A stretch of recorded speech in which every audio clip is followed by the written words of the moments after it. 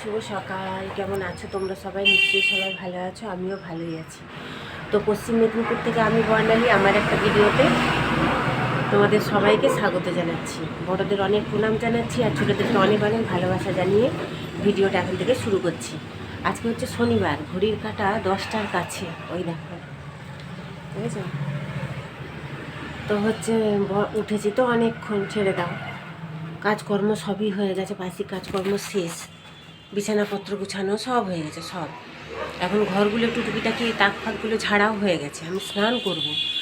কাল থেকে গ্যাস অম্বলটা এত বেড়েছে, গলা জ্বালা করছে, মাথা যন্ত্রণা করছে, অম্বলে আমি নিজেই বুঝতে পারছি। কালকে রাতে 1 ঘন্টা 1.5 ঘন্টা ঘরেই হাঁটাহাঁটি করেছি, আর সকাল থেকে অনেকটা হাঁটাহাঁটি করছি, তবু যেন পেটটা হালকা হালকা ব্যথা ব্যথা করেই যাচ্ছে। মানে গ্যাসটা আমার না ক্লিয়ার হচ্ছে না শরীর থেকে। তো সকালবেলায় বলবে তোমরা কাজল কেন পরে বসে আছি? কিছুই না, কি বলো তো, ঝাড়ছিলাম এক্ষুনি, কাজলটা হাতের কাছে ছিল, একটু করে নিয়েছি, আর কিছুই না। ওই তাকটা পরিষ্কার করছিলাম, তাকে কাজলটা আছে, ওটা একটু করে নিয়েছি। তো চলো, বর্মশাই চলে গেছে ডিউটি 9টার সময়, ডিউটি গেছে। ডিউটির ওখান থেকে তো আজকে 31 তারিখ, আজকে পার্টি আছে অফিসের, ঝাড়গ্রামে বিশাল পার্টি অফিসারদের নিয়ে। ডিআরএম আসবে আমাদের এখানে খড়গপুরের। তো হচ্ছে বিশাল পার্টি, সে আর আসতে পারবে না সারাদিন, বলেই গেছে। দুপুরেও খাবে ওখানে, রাতে তো পার্টি আছে সেখানে খাবে।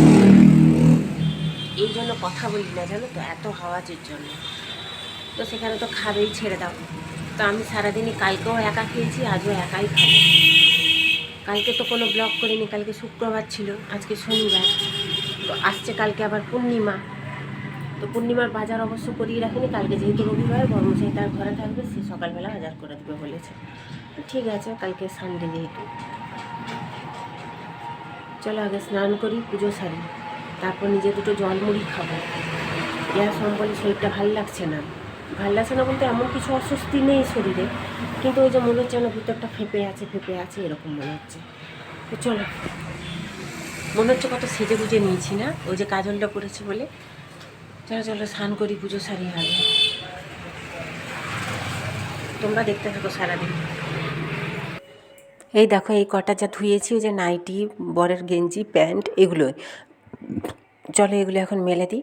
আজকে না রোদটা 3 দিন হয়ে গেল আজকে নিয়ে, রোদটা ঠিক করে উঠছে না। শীতকালই বলো বাবা, বর্ষাকালই বলো, রোদ যদি ভালো করে ওঠে না, মন মেজাজ সবই ভালো লাগে, আমার শরীরও ভালো লাগে। রোদ যদি ঠিক করে না ওঠে, মন মেজাজ শরীর কোনোটাই ভালো লাগে না।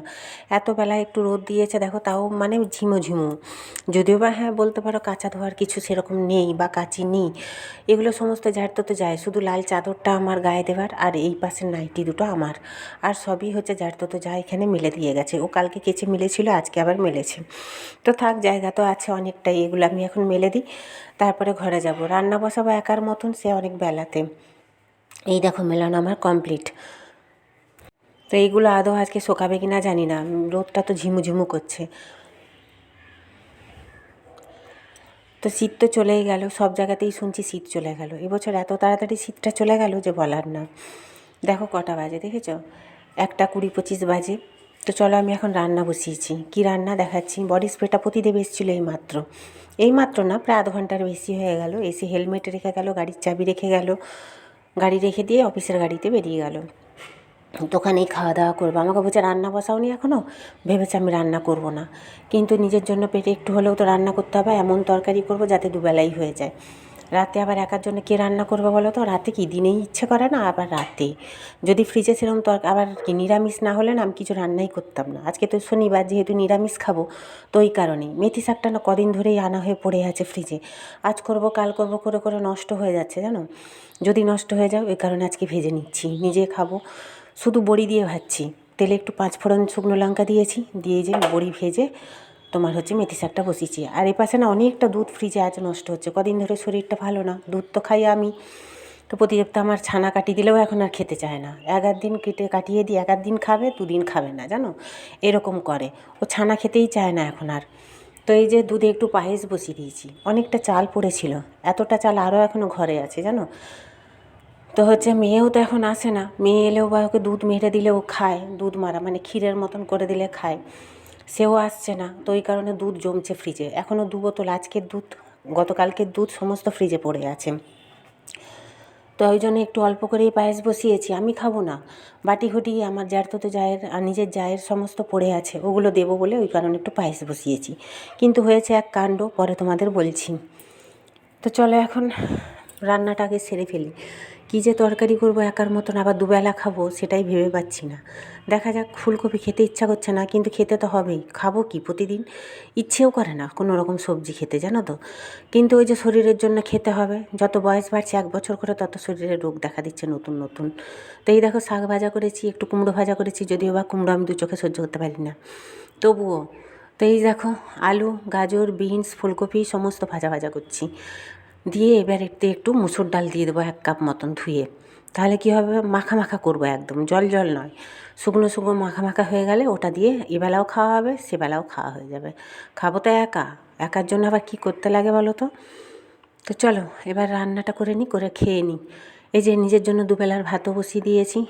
জানো পায়েসটা কী হয়েছে, গুড় দিয়ে পায়েস করতে গেছি। আমি গুড় দিয়ে পায়েস করতে পারি না, কৌটোতে গুড় ছিল, তো গুড়টা না যেই দিয়েছি আমি ঠান্ডা করেই দিয়েছি, কিন্তু পায়েসটা তবুও গুড়টা কেটে গেল দুধের মধ্যে, পুরো পায়েসটা ফেললাম। বেশি করিনি যদিও বা, তবুও অতটা দুধ, অতটা চাল সমস্ত নষ্ট, গুড়টা নষ্ট।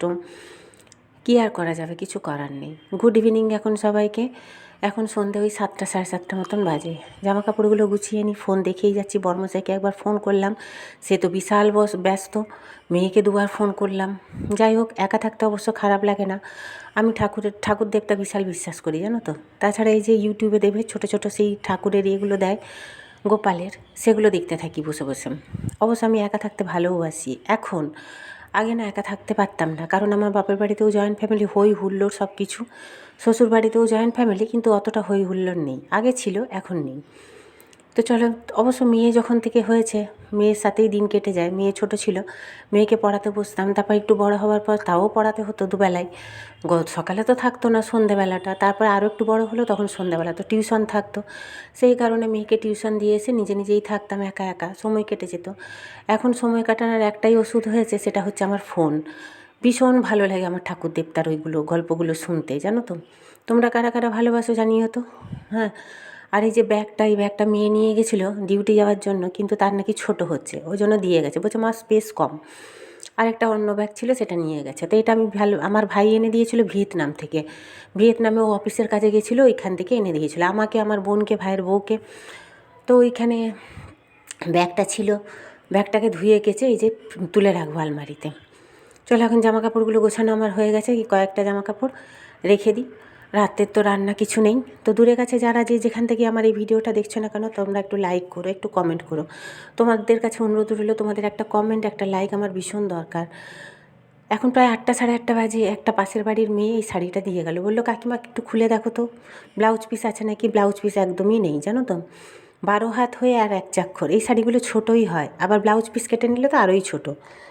যাই হোক, আমরা লম্বা চওড়া, তো আমাদের একদমই পোষায় না এই শাড়িগুলো আমার।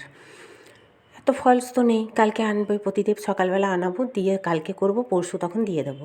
তো চলো আজকের মতন ভিডিওটা এখানেই শেষ করছি। কালকে দেখাবো আবার একটা নতুন ভিডিওর সাথে। ততক্ষণের জন্য সবাই ভালো থেকো, সুস্থ থেকো, টাটা, গুড নাইট। এই যে সমস্ত সরিয়েছি।